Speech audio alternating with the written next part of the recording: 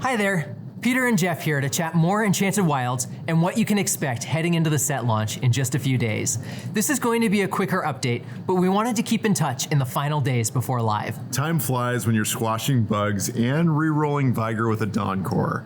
We've put in a ton of work polishing the set, addressing some of the major pain points, and fixing game-impacting bugs in PvE, including champs missing on the carousel, equipped items disappearing, losing access to the shop in various scenarios, PvE units failing to appear, and many, many more.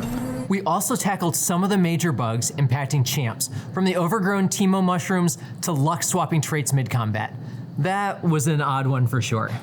Lux is the flex player we all aspire to be, but that was too much flex, and so we fixed it. We've continued to see feedback around visual updates and VFX. This has been one of our focus areas, and we've made quite a few adjustments, including frame improvements on gameplay VFX, improvements to shadows, better lighting on arenas, and fixes for low-resolution textures in the UX. That's a long list, but it gets longer. We've also added performance mode to graphics settings for players with less powerful devices, so they can play TFT with higher reactiveness and less latency issues. Over on the cosmetics side of the convergence, as we mentioned before, there will still be some cosmetics not available on launch as we work to continue to rebuild them in Unreal. On release, we'll have over 190 tacticians, more than 60 arenas, and around 90 booms available day one, with more being added in patches following the launch.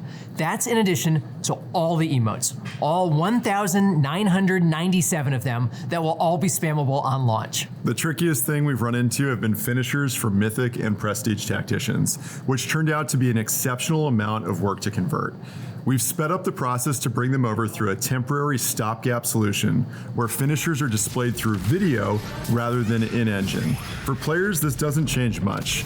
Until we get all of our finishers rebuilt in engine, you'll be landing your final strikes on river sprites. Apologies to all the river sprites and river sprite enthusiasts around the world.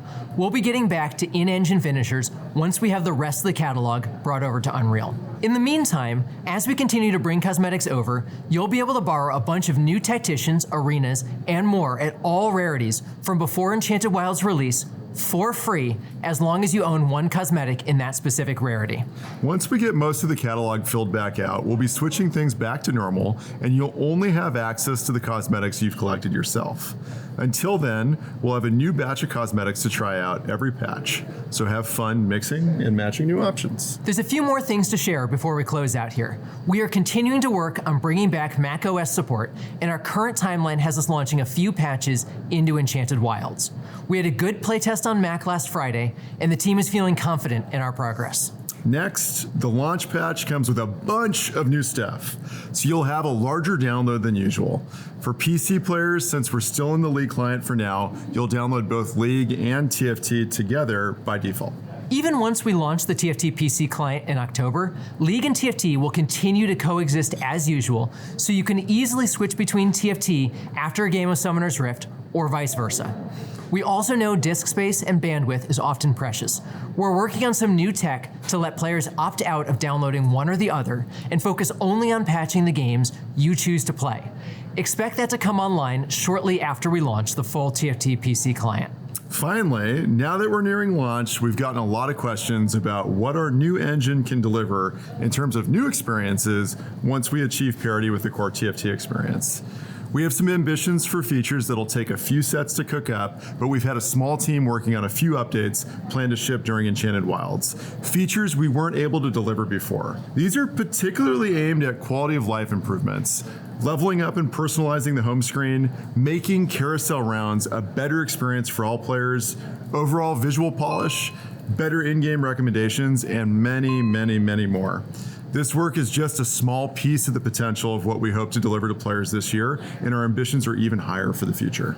More to come on that later, but right now, we're still tracking bugs and polish areas going into launch. There's still work to be done, but for now, we want to thank everyone who tested out Enchanted Wilds on PvE, and for all of the great feedback and bug reports. Please keep it up. Even after PvE, we'll still be on the lookout for ways to improve based on your suggestions. We're incredibly energized by the support we've seen from the global TFT community over the past 4 weeks. We've seen tens of millions of games played on PBE, a bunch of incredible guides to help out other players, and even a bunch of tournaments and show matches before the set even launched, including one in a mall takeover in Korea, which was once again dominated by Hwan Mi. And we're just getting started here. For players who want to jump right into ranked, be sure to follow along with the Enchanted Wilds Box Bootcamp, in LDED's first ever International Dead Safio TFT competition, while you're grinding for that first snapshot on September 18th. There's plenty more to come from TFT, but for now, please look forward to Enchanted Wilds launch on August 26th, and we'll see you again soon.